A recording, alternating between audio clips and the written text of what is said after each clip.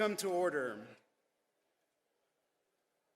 The joint session of the 57th Legislature's second regular session is called to order.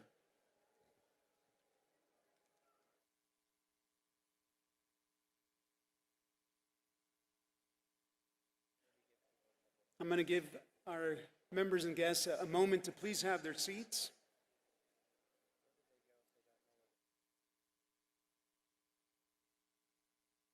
Members, please help us with your guests so they know where they're sitting.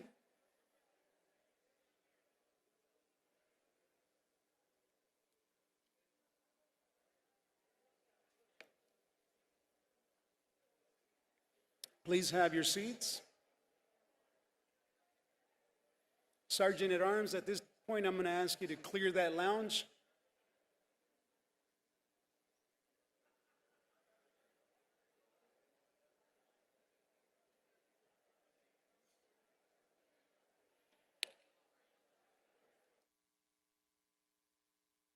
All right, members, we can hold no more discussion so we can get started.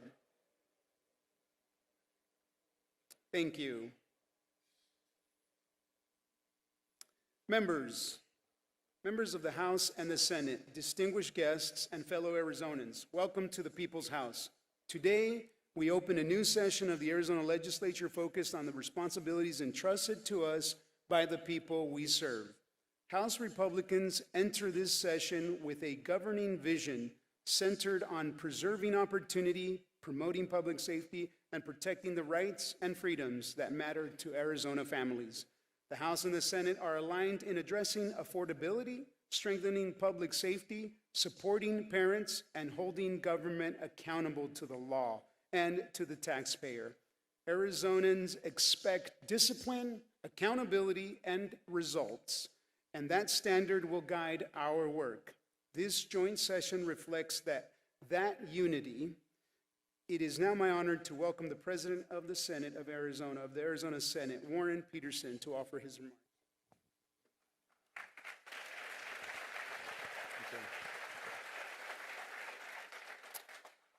Speaker Montenegro, House members, thank you for hosting this historic event. It's an honor to gather here with you and every branch of government and every level of government at the largest gathering of elected officials of the year. The people in this room govern and serve every corner of this state. Arizona is heading into its fourth year of divided government. For the last 3 years, the Republican-led legislature has delivered a conservative agenda focused on accountability, individual rights, and affordability. We've consistently put conservative bills and responsible budgets on the governor's desk. And in spite of record vetoes, we've delivered real wins. For 3 straight years, we've cut taxes. This year will be no different. In fact, we will pass one of the largest tax cuts in the history of Arizona. That means more money back in the pockets of Arizona families and small business owners where it belongs. And we will move quickly. It will be on the governor's desk in a matter of days. Arizona wins as we work together to pass good policy. The role of government, clearly stated in Article 2, Section 2 of our state constitution, quote, says, to protect individual rights. When we protect individual rights, we open the door to prosperity and the pursuit of happiness. Some special interests have been trying to use the legislative process to come down here and wipe out their competition. That is not going to happen.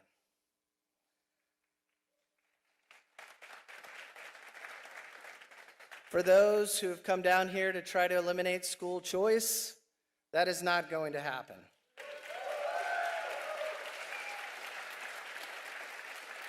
Parents know their children best, and they deserve as many educational options as possible. Over the years, we've passed common sense laws that protect women's sports, laws that keep dangerous sex offenders off our streets. When there is a failure by our AG to defend those laws, the legislature will step up for Arizona. Tomorrow, I will be at the U.S. Supreme Court with U.S. Solicitor General Sauer fighting to protect women's sports because girls' sports were meant for biological girls only.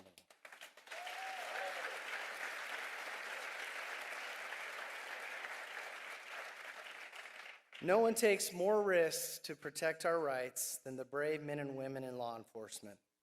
The Speaker and I will be meeting soon with the Trump administration to seek reimbursement for the cost Arizona incurred under the Biden administration and his open border policies.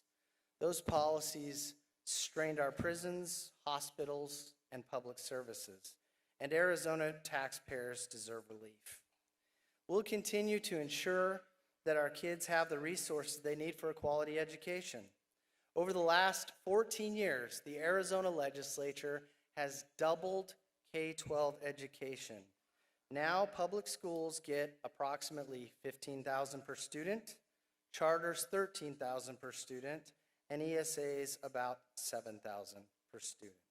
Republicans will continue to prioritize dollars in the classroom, higher teacher pay, and strong parental choice across all education options. Last year, we put an election integrity bill on the governor's desk that would have delivered faster election results and made our elections more secure. Unfortunately, it was not signed. This year, we will be sending that measure directly to the voters so that we will have election integrity here in the state of Arizona. Water is life and essential to Arizona's growth and prosperity. Right now, we're negotiating the 2026 Colorado River Guidelines with the 7 basin states. Arizona is unique in that the Arizona legislature must sign off on the final agreement. Working with the governor and our colleagues on the other side of the aisle, we will ensure that Arizona gets the best deal possible. The Senate and the House have worked closely throughout the interim, and we're more united than ever. If that unity holds, it means a more productive session. Better outcomes for the people of Arizona. It means a quicker session. We look forward to working with all of you this session. Thank you, Mr. Speaker. Thank you, Mr. President. The chair will recognize Sergeant at Arms to announce the governor's arrival. Mr. Speaker, Mr. President, the Joint Organizational Committee of the Senate and the House of Representatives is waiting in the inner lobby to present Her Excellency Katie Hobbs, the Governor of the state of Arizona. Thank you. Will the members of the Joint Committee please escort the governor to the right of the podium? Members of the legislature, the Honorable Katie Hobbs, Governor of the state of Arizona.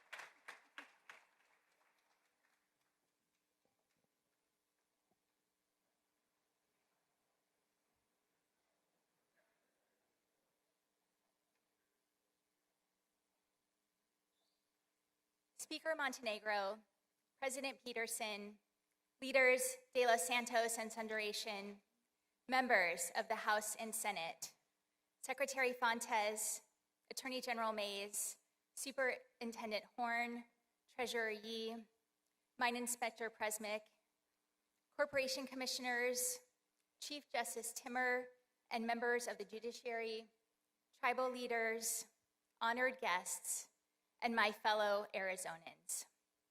Today, we mark the opening of the second regular session of Arizona's 57th legislature. I want to begin by recognizing State Senator Leila Alston, who has informed us she will be retiring after this session. Leila has dedicated decades of her life to building a better state through investing in public education, protecting individual rights and freedoms, and creating a brighter future for every Arizonan.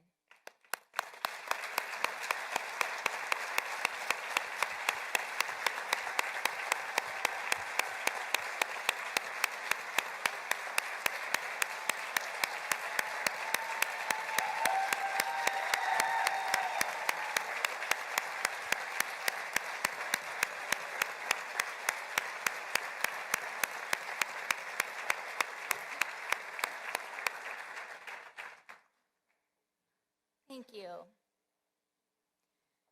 And let us all come together in denouncing the horrific violence that is poisoning our politics. From the assassinations of Minnesota House Speaker Melissa Hortman and Arizona's own Charlie Kirk, to the explosive materials found in the Arizona Supreme Court just last week, the rising tide of political violence must come to an end. As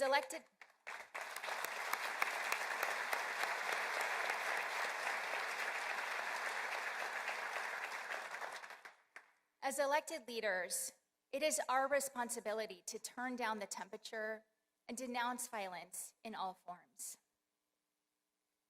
Fellow Arizonans, the late Senator Barry Goldwater once imagined what our state would be 100 years after its creation. He said, "Arizona will continue to be the haven for people who seek an outlet for initiative and a reward for work." Senator Goldwater's words were true in 1962, and they are still true today, nearly a decade and a half into Arizona's second century. Through determination, collaboration, and a few arguments along the way, our progress has carried on. Last year at this podium, I made a promise to Arizonans, the Arizona Promise. It represented the compact our state has always made to its citizens, that we would be a bastion of security, opportunity, and freedom for whoever is willing to come here, work hard, and make a good life for themselves and their families. Since I have had the honor of serving as governor, we have made great strides to restore this promise, and we have put the rights, liberties, and freedoms of the people of Arizona first. In the last year, we created tens of thousands of jobs and increased take-home pay, erased millions of dollars in medical debt for nearly 500,000 Arizonans.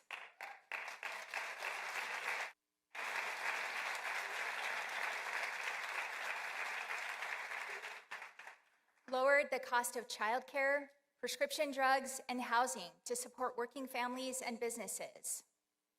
Took action to reduce veteran homelessness and suicides. Built more homes, erased millions of dollars in medical debt for nearly 500,000 Arizonans.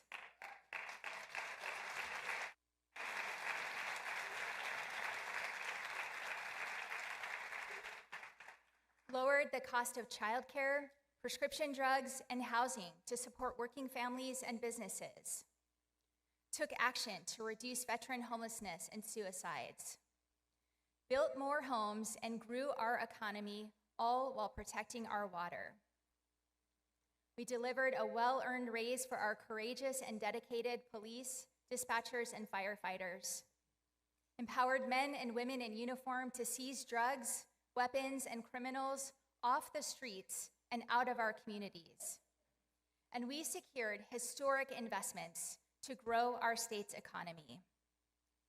From Cognite, the first AI company to be headquartered in Arizona, to Dutch Bros, which relocated its headquarters from Oregon, Arizona has shown the world that we are the best place to start and grow a business. We also can't discuss the economic success of the last year without mentioning the largest foreign direct investment in our country's history. Arizona is proud to have TSMC located right here in Phoenix, and we are thrilled to be partners in your success. Last year, I traveled to Taiwan for a diplomatic and trade mission.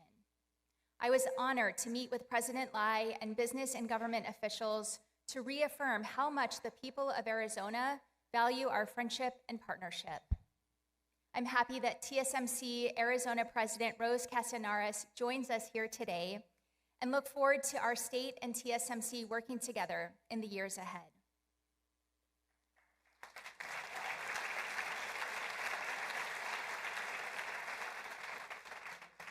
Our progress is undeniable.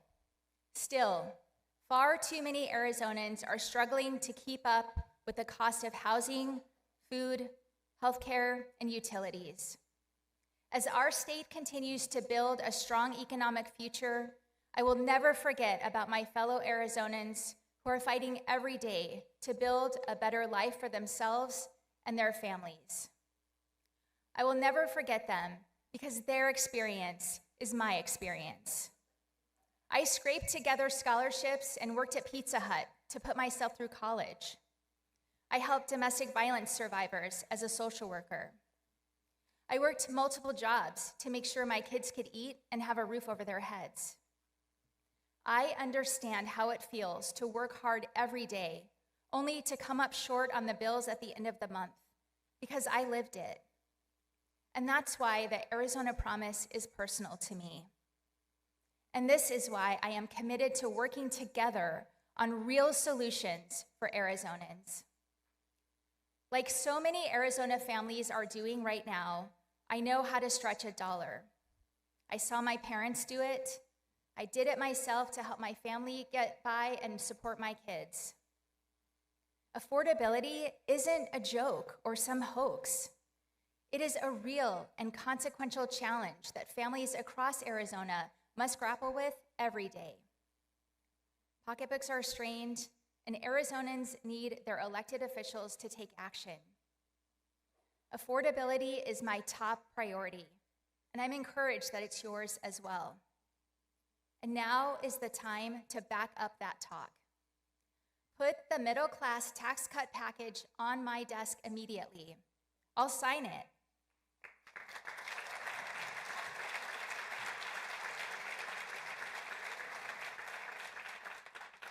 Let's deliver an over $200 million tax cut for hardworking Arizona families. Together, we can immediately increase the standard deduction that 88% of Arizona tax filers use. We can cut taxes on overtime pay and tips. We can give our seniors a break. We can put more money in the pockets of Arizona families, money that will help them put food on the table, care for their children, and pay their utility bills. I recognize that you're not going to agree with everything I say or propose here today, and that's fine. However, we should all agree that middle-class families deserve a tax cut now, so Arizonans can get that relief when they file their taxes this spring.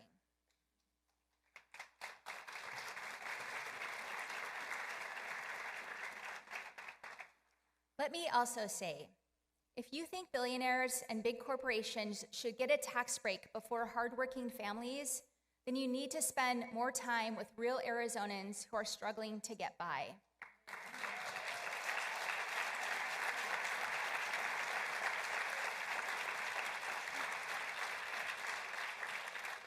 The same old partisan attitudes will get us nowhere this year. Our constituents don't care about the political games they play in our nation's capital, and they don't care if good ideas come from Democrats or Republicans. They care that the people they elect get things done to make their lives better, regardless of party affiliation and ideology. When we put Arizona first, we show the political class in Washington, D.C. how to get things done. There's no better example of how we deliver for our people and how Washington fails than the tale of two budgets. The partisan Washington budget, known as H.R. 1, compared to the Arizona Promise budget we passed last year. Last session, we worked together to protect Medicaid, while the partisan politicians in Washington slashed it, endangering the future of Arizona's rural hospitals in order to pay for tax breaks for billionaires. We delivered 10 million school meals to children who needed them, while Washington cut food assistance and then held it hostage during the federal government shutdown. And the budget we passed was bipartisan and balanced, while the Washington budget was partisan and skyrocketed the national debt by trillions of dollars, leaving our children and grandchildren to pick up the tab for our federal government's reckless and irresponsible spending. While Washington's budget continues to be full of bloat and waste, I'm proud that here in Arizona, we keep a close eye on the size of our government. But we must do more. Families in our state are stretching every dollar, and we must do the same. In the past year, I'm proud to say we've found solutions to make Arizona's government more efficient and more effective. My executive budget will include a new Arizona Capacity and Efficiency Initiative, a series of cost savings measures that can save Arizona up to $100 million over the next 3 years. We will not slash and burn with stunts that do more harm than good. We will not decimate important services that families and businesses rely on. We will streamline, consolidate, and cut costs to make government work for our people. Here in Arizona, we're going to do things our way, and we're going to do them better, because Washington has failed us. But we will not fail our fellow Arizonans.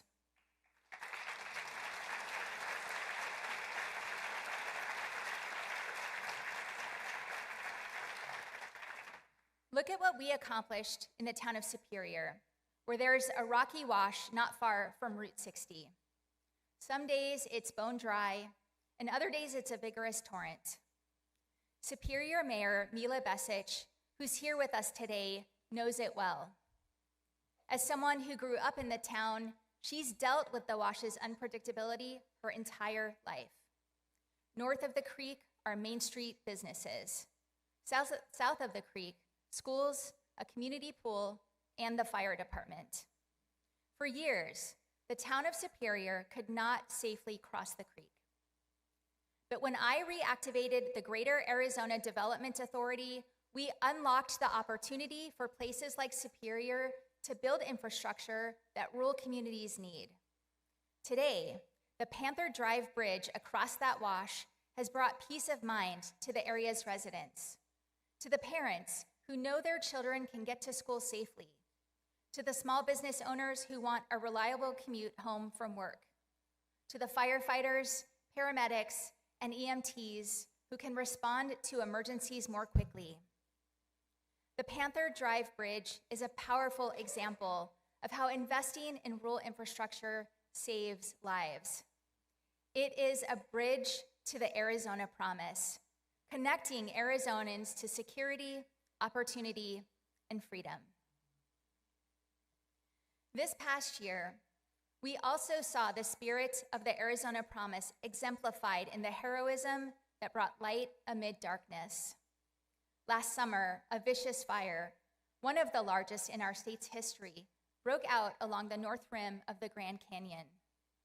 The Dragon Bravo fire scorched more than 145,000 acres, destroying our beloved Grand Canyon Lodge. Thousands of firefighters, all of them heroes, battled the flames.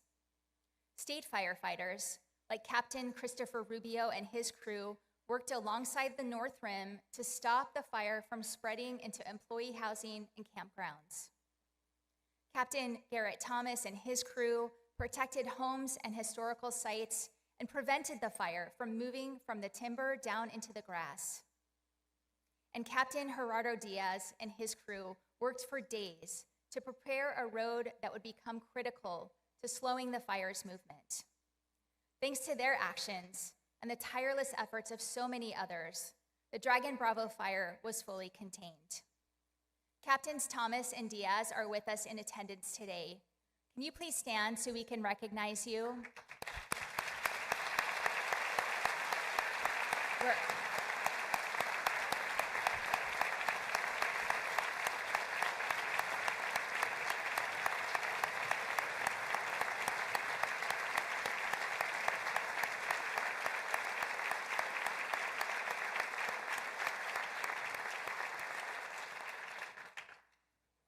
Thank you. These moments remind us just how fragile life can be. but also how resilient we are as Arizonans. And we certainly need that resilience today, especially in the wake of the federal government's incomprehensible decision to deny Arizona's emergency funding request to help the Globe and Miami communities that suffered devastating floods. Families have had their lives shaken and their livelihoods destroyed. These are our fellow Arizonans. They are our fellow Americans, and they need our support now more than ever. In the aftermath of the floods, I visited small businesses and their owners. An antique store where mud had reached waist level, wreaking destruction. A family-owned dance studio where beautiful costumes and expensive equipment were lost forever. Neighbors showed up with shovels to clear mud and debris and salvage anything they could. Blood, sweat, and tears went into building these livelihoods. How can our federal government turn its back on Arizonans who are simply trying to get back on their feet? No matter who you voted for, we are Arizonans and Americans who deserve help when disaster strikes. I hope elected officials on both sides of this chamber and in Congress join me in calling on FEMA to right this wrong and reverse their callous decision to deny our communities emergency assistance.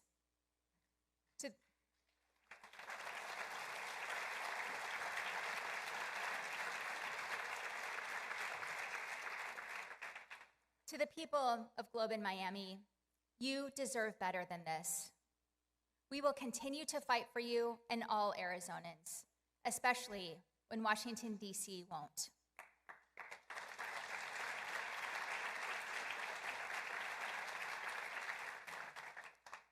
As elected officials, we have a responsibility to deliver what matters most to Arizona families: security. Security that protects our communities, our pocketbooks, and our dreams for the future.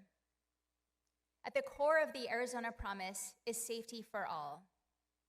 That means stopping dangerous drugs from invading our state and getting criminals who are harming our families and neighbors off our streets. When Washington politicians failed us, I proudly deployed members of the Arizona National Guard to our southern border. The efforts of these brave men and women have stopped millions of fentanyl pills, thousands of pounds of other illicit substances, and hundreds of illegal weapons from entering our state. But transnational crime doesn't stop at our border. That's why last year I launched Operation Desert Guardian. We brought together local police departments, county sheriffs, state troopers, tribal and federal law enforcement officers to disrupt and dismantle transnational criminal organizations in Arizona, and they have made an impact statewide. Last month, state troopers and law enforcement partners in northern Arizona, including the Yavapai and Coconino County Sheriff's offices, conducted a coordinated effort along the region's major transportation corridors. The outcome was the seizure of over 300 in impact statewide. Last month, state troopers and law enforcement partners in northern Arizona, including the Yavapai and Coconino County Sheriff's offices, conducted a coordinated effort along the region's major transportation corridors. The outcome was the seizure of over 300 pounds of drugs, as well as the arrest of a felon with an outstanding $1 million warrant for crimes against children. And that's just one example of real-world impact from Operation Desert Guardian. Since its inception, our combined counter-drug operations have seized more than $105 million worth of illegal drugs, more than 16,000 pounds of fentanyl, more than 1,200 illegal firearms, and resulted in more than 1,400 arrests. I'm proud to say that Arizona Sheriff's Association President David Klaus and the Arizona Association of Chiefs of Police President Kara Riley join us today to celebrate our partnership. Thank you both.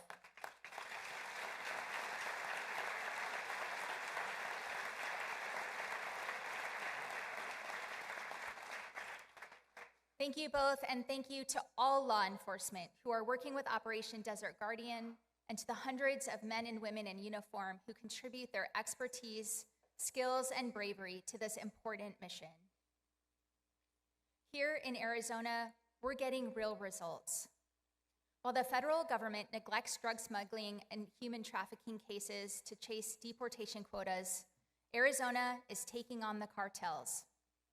While the federal government uses law enforcement resources to score political points in cities thousands of miles from the southern border, Arizona is laser focused on securing the border, getting drugs off the streets, and cracking down on criminals poisoning our neighborhoods and our children.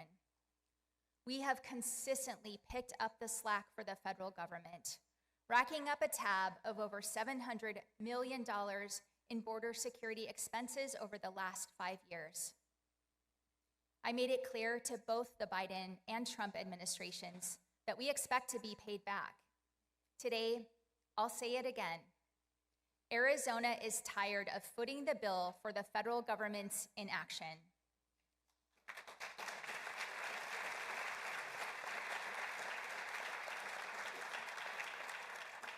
The federal government must repay us for the over $700 million we have spent on border security since 2021. And I want to specifically thank the legislative leaders from both parties for joining me in holding the federal government accountable for the debt they owe to Arizona taxpayers. And I look forward to continuing that partnership in the year ahead.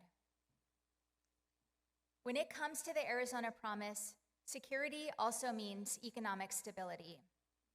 It's about being able to afford basic necessities and about living without the fear of one unexpected event devastating your finances. Just look at the toll that medical debt has taken on too many Arizonans. Facing treatment for life-threatening medical conditions, many have had to make impossible choices. Pay off debt or put food on the table, or pay the utility bill. To return security to their lives, I launched a historic initiative to cancel medical debt and deliver meaningful relief for working-class Arizonans.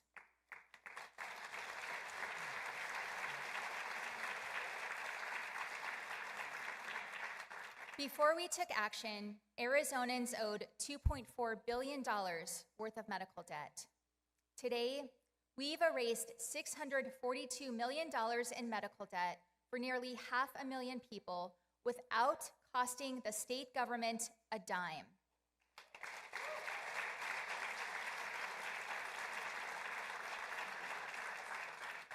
Our constituents deserve safe communities.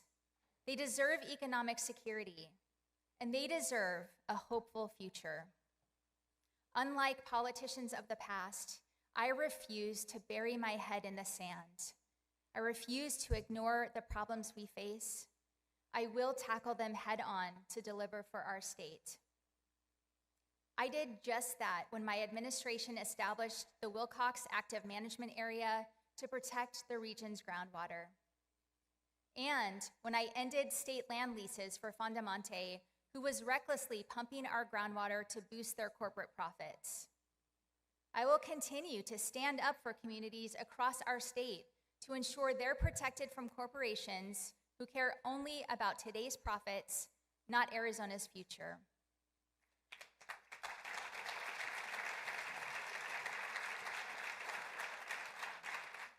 And that's why today I am announcing a new active management area for La Paz County to crack down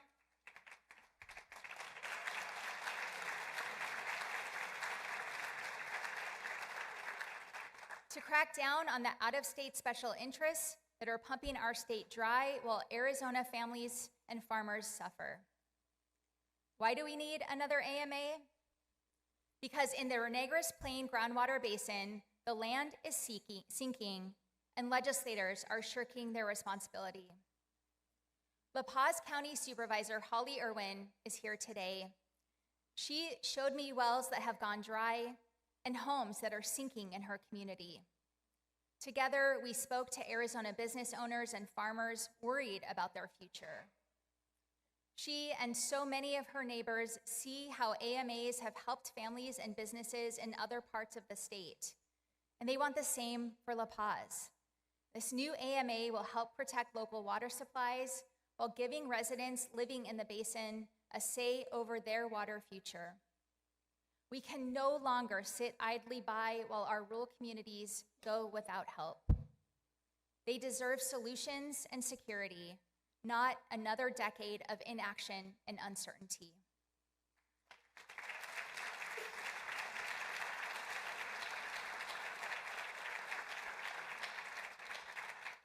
And while we secure our water and stand up for our communities, we can grow our economy, build homes, and create the future that Arizona families deserve. We did just that last year with the creation of innovative groundwater programs. I'm proud to announce that under our new Ag to Urban and alternative designation of assured water supply programs, we have already designated water supplies for over 60,000 new homes in Arizona. Homes where Arizona families can grow, build a life together, and rest easy at night, knowing they will have the water they need now and into the future.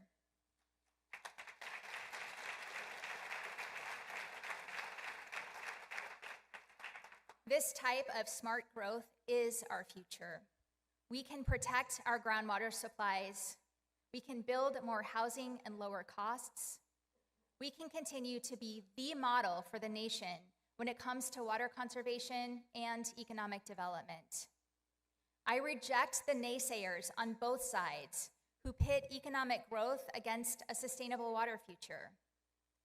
Those who say we must gut water protections to grow our economy, or who say we must sacrifice our farms, jobs, and businesses to protect our natural resources.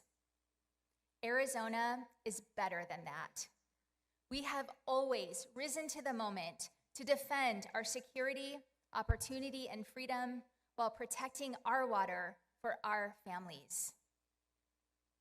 And as we look to the ongoing Colorado River negotiations, these core Arizona principles guide us.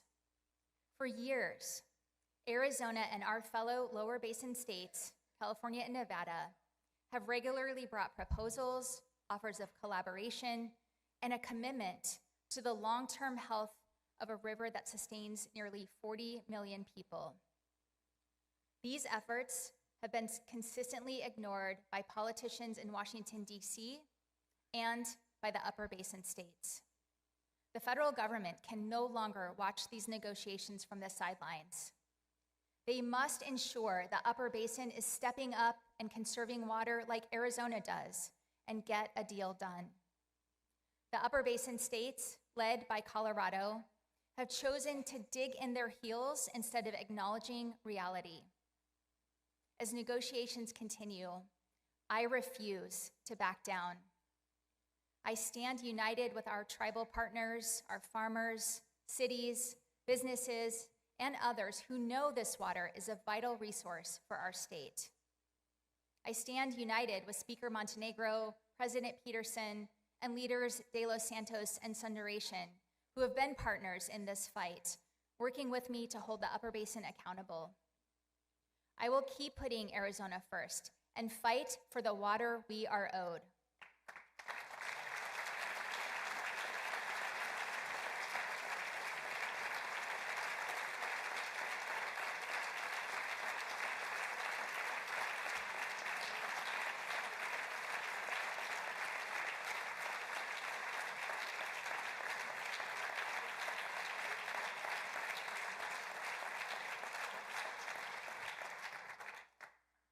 Last year, I created a Colorado River litigation fund to ensure we have the resources we need to fight the Upper Basin for the water we deserve.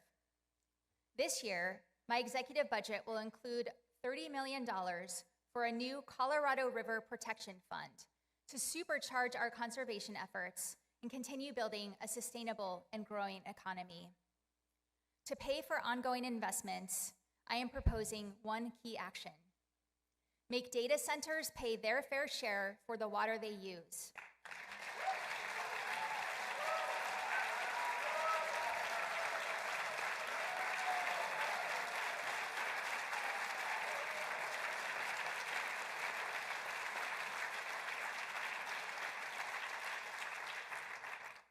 The average Arizona family pays 1 cent for every gallon of water they use in their home.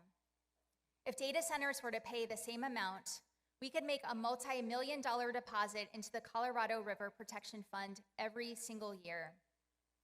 It's time we make the booming data center industry work for the people of our state rather than the other way around.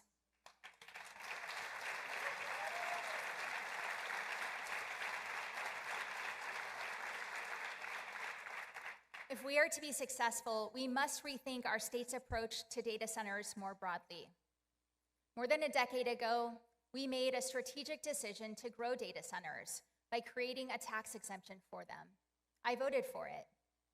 Now, Arizona is a national leader in this sector. We must ask ourselves, should taxpayers continue subsidizing the data center industry? I know my answer. My executive budget will eliminate the data center tax exemption, putting an end to a $38 million corporate handout.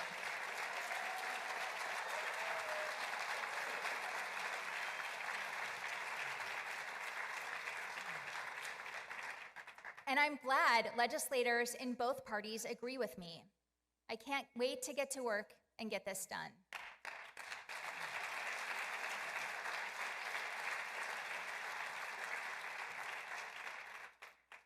Protecting Arizonans' way of life is a pillar of the Arizona Promise. And beyond our actions on water, one of the most impactful ways we've increased that protection is a commitment to housing affordability. Over the last 3 years, we broke ground on more affordable housing units than in any other 3-year period in our state's history. In 2024, Maricopa County led the nation in housing construction. And the latest numbers show housing prices in Arizona are on the decline. We've launched a war on the cost of housing, and it's starting to pay off.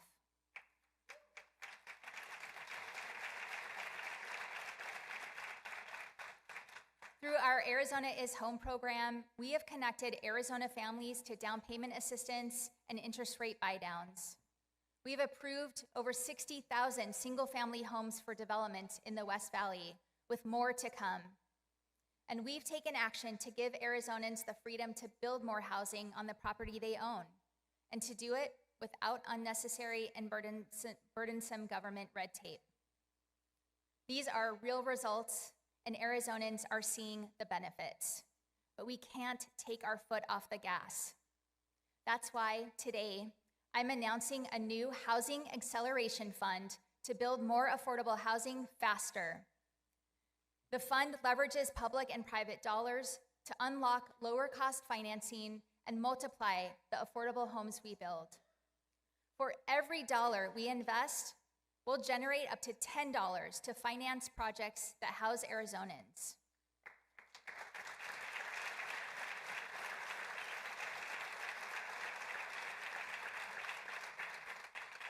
I'm proud to also announce that I will kickstart this initiative with a $2.5 million investment. And I call upon this legislature to continue this funding annually to ensure we build the housing Arizona families need.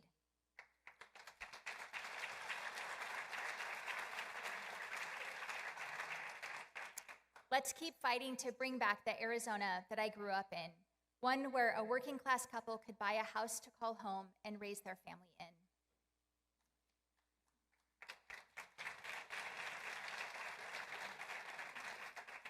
And while we must continue to do everything we can to make buying a home more affordable, we must not lose sight that for many, simply living has gotten harder as expenses have increased. Utility bills are now one of the largest expenses people pay every month, and too many Arizonans are falling behind. To support our fellow Arizonans, today I am proposing the creation of the Arizona Affordability Fund to help manage the high cost of housing and utilities. The fund will help working class families pay their utility bills, weatherize their homes to lower energy costs, and build more affordable housing units. I'm starting this initiative today with a $20 million investment.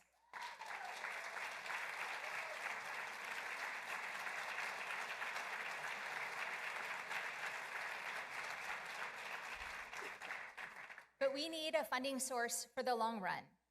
Tackling affordability is not a one-year project.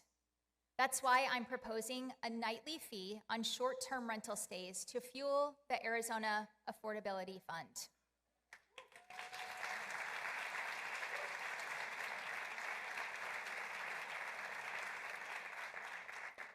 By asking vacationers to kick in $3.50, less than a cup of coffee, we can deliver major change for the working people in our state who are struggling to get by. When we deliver security like this, the Arizona Promise creates immense opportunity. The kind of opportunity that means finding a good-paying job that supports a family. That means having the chance to buy or rent in a neighborhood where you want to put down roots. That means getting ahead so you can build the future you want. It's the type of opportunity my parents worked so hard to achieve while raising my siblings and me in Tempe. The type of opportunity I hope the next generation has when they raise their own families right here in Arizona. And despite the challenges before us, we are taking action to make that a reality again. We are attracting entrepreneurs and multinational businesses to set up shop in Arizona. We are connecting thousands of Arizonans to apprenticeships and family-sustaining jobs. We are investing in rural infrastructure like bridges and affordable high-speed internet across all communities. We are supporting our state universities and community colleges as they educate and train our workforce. We are cutting red tape to build our energy future. We are reducing costs and creating jobs. These are real-world examples made possible through our vision of the Arizona Promise and bipartisan solutions. However, if this legislature truly wants to create opportunity for Arizona families, then it's time to support public education and bring accountability to the ESA entitlement program.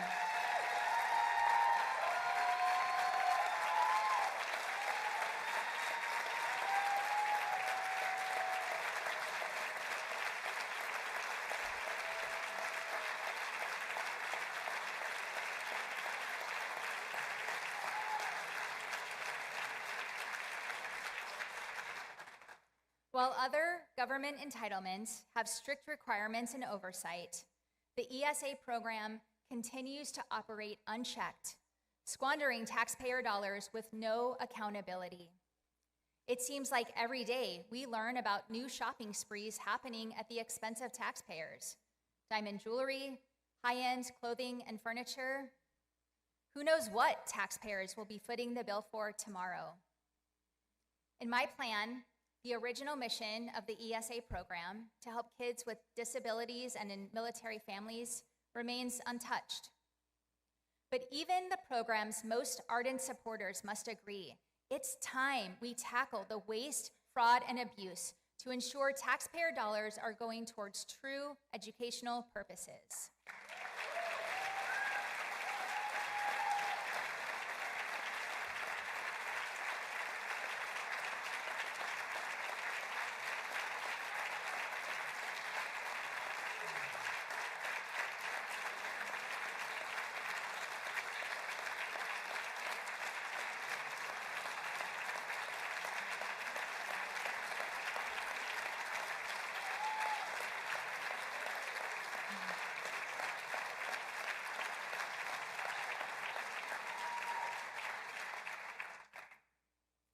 When we revisit a renewal of Prop 123 this session, let's end the partisan calls to add constitutional protections to the ESA entitlement program.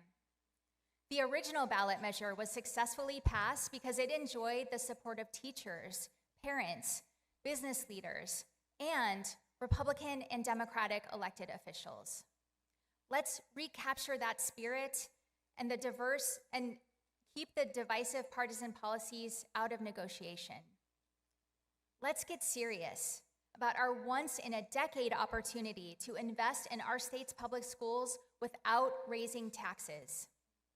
It's time to renew Prop 123 and stop the teacher exodus. to stop underfunding schools and letting them crumble, and to give our students the tools they need to thrive.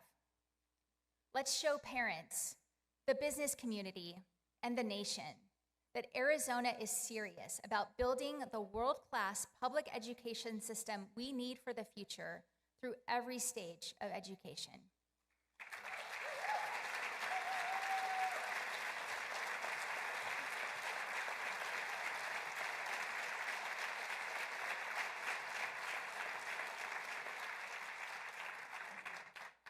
Finally, the principle upon which our state and country were born is freedom. We believe in and realize the promise of freedom every day. But freedom is not inevitable nor guaranteed. We have to forge a path of liberty every day to keep it alive. And Arizonans will always rise to that challenge. I think of so many Arizona trailblazers who have paved this way, from Barry Goldwater and John McCain, to Mark Kelly and Gabby Giffords, from Cesar Chavez to Sandra Day O'Connor to Pat Tillman. Freedom to venture to and from all four corners of our state, to express ourselves and petition our government, to decide who to love, to do better tomorrow than we are today. Freedom to make your voice heard at the ballot box. Freedom to make your own medical decisions, including how and when to grow your family.